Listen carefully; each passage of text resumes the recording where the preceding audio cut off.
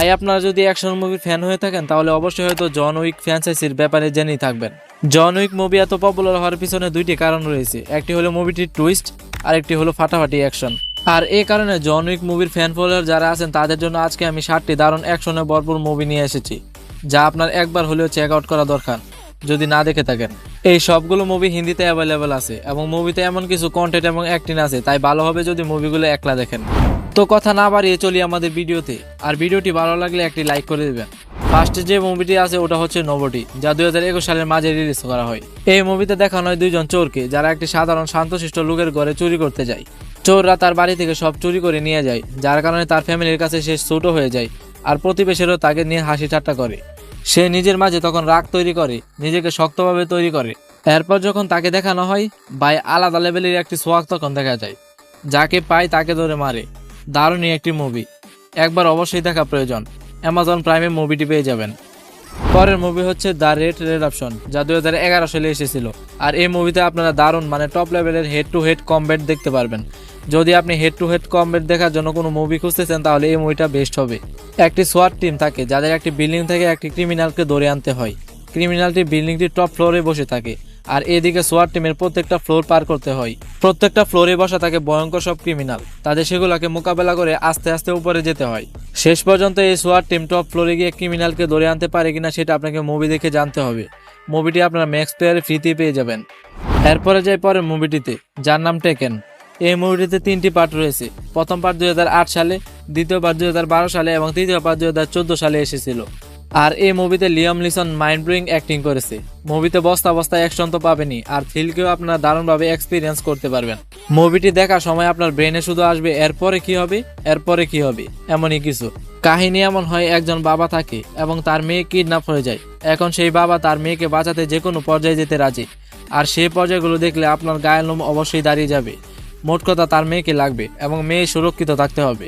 মুভিটি আপনারা তেমন কোনো ওটিপিতে পাবেন না, ইন্টারনেটে খুঁজতে হবে, কিন্তু হিন্দি ইংলিশ 2 ল্যাঙ্গুয়েজে মুভিটি পেয়ে যাবেন। এরপরের মুভিটি হচ্ছে হিটম্যান এজেন্ট 47। এটি 2015 সালের মাঝে এসেছিল।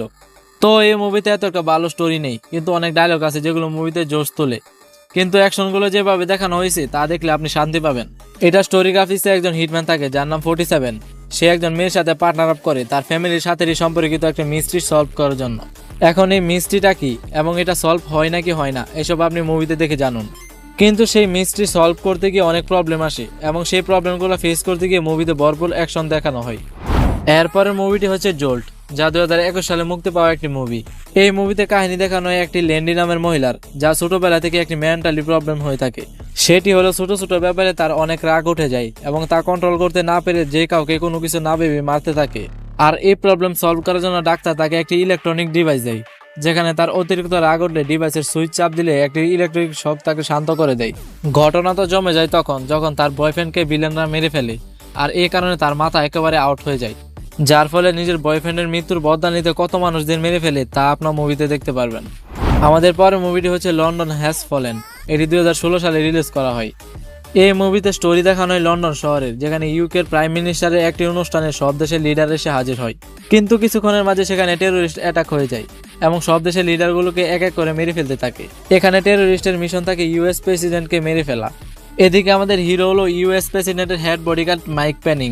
সে টেরোরিস্ট থেকে ইউএস প্রেসিডেন্টকে বাঁচাতে পারে কিনা সেটা মুভি দেখে আপনারা জানুন। অনেকটা অ্যাকশন লেভেল মুভি, একবার ট্রাই করতে পারেন মুভিটা, ম্যাক্স প্লেয়ারে সহজে পেয়ে যাবেন।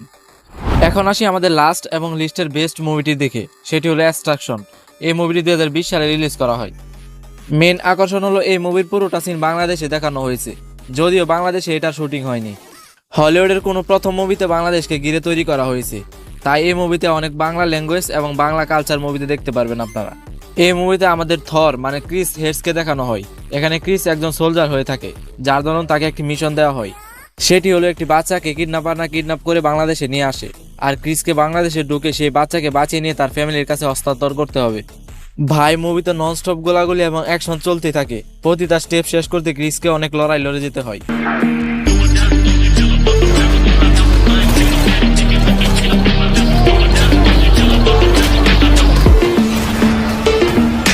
হে গাইস, আজকের ভিডিও এই পর্যন্তই।